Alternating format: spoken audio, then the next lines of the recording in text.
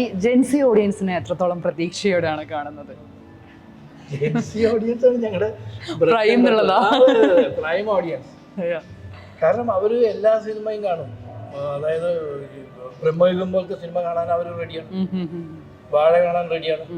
ഒരു ക്യൂരിയോസിറ്റിയുടെ പുറത്ത് വരികയാണ്. ഇപ്പം ഒരുപാട് കാലമായിട്ട് ഈ ഒരു ബിസിനസ്സിൽ നിൽക്കുന്ന ഒരാളെന്ന നിലയ്ക്ക് ഓഡിയൻസിൻ്റെ എല്ലാ തരത്തിലുള്ള ഒരു പേഴ്സ്പെക്റ്റീവും കണ്ടുവന്നിട്ടുണ്ടാവും. ഓഡിയൻസിൻ്റെ ഇടയ്ക്ക് ഇരുന്നിട്ട് ഒരുപാട് ആ ഒരു വേവ് കണ്ടിട്ടുണ്ടാവും. ഏത് ഫേസ് ആയിരുന്നു കുറച്ചുകൂടെ സാറ്റിസ്ഫൈങ് ആയിട്ടുള്ള ഒരു ഫേസ്? എനിക്ക് ആക്ച്വലി ഇപ്പോഴത്തെ ഫേസാണ് ഇഷ്ടം. അതെ, കാരണം അന്ന് ആക്ച്വലി എവറി ഒരു 10-15 ഇയേഴ്സ് ഒരു ചേഞ്ച് എപ്പോഴും കാണുന്നുണ്ട്. മലയാള സിനിമ മാത്രമല്ല, ഇന്ത്യൻ സിനിമയിൽ. അപ്പോൾ ഒരു ഫേസിൽ ഒരു സ്റ്റാർസ് 1-2 സ്റ്റാർസ് ഉണ്ടാവും, അവരുടെ സിനിമകൾ എല്ലാം ഹിറ്റ് ആവും. നേരെ മറിച്ച് ബാക്കിയുള്ള സ്റ്റാർസിന്റെ വളരെ മോശമായിട്ടുള്ള ഒരു പ്രതികരണമായിരുന്നു.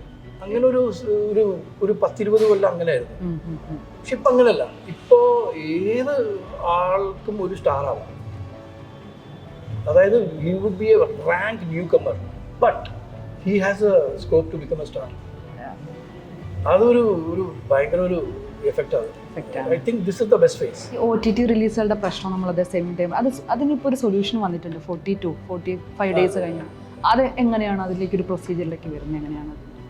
അതായത് ഞങ്ങൾ ആ കോവിഡിന്റെ സമയത്താണ് ഒരു ലീവേ കൊടുത്തത്. ആക്ച്വലി ഇന്റർനാഷണലി 8 വീക്സ് ആണ് OTT. അതായത് ബിഫോർ കോവിഡ് OTT ഇംഗ്ലീഷ് പടങ്ങൾ പോകുമ്പോൾ ഇറ്റ് വാസ് ആഫ്റ്റർ 8 വീക്സ്.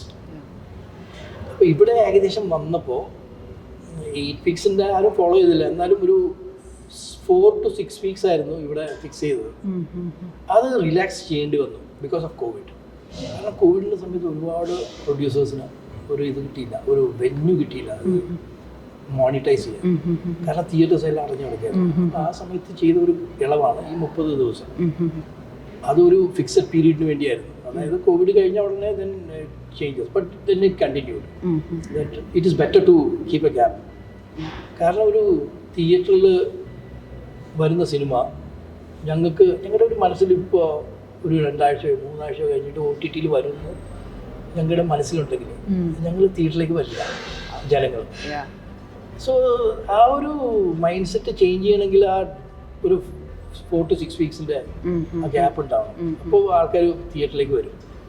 കാരണം ഇപ്പോഴത്തെ ടെക്നോളജിയും അഡ്വാൻസ്മെൻറ്റും വെച്ചിട്ട് തിയേറ്ററിക്കൽ എക്സ്പീരിയൻസ് വളരെ സുഖകരമാണ് ഏർലിയർ.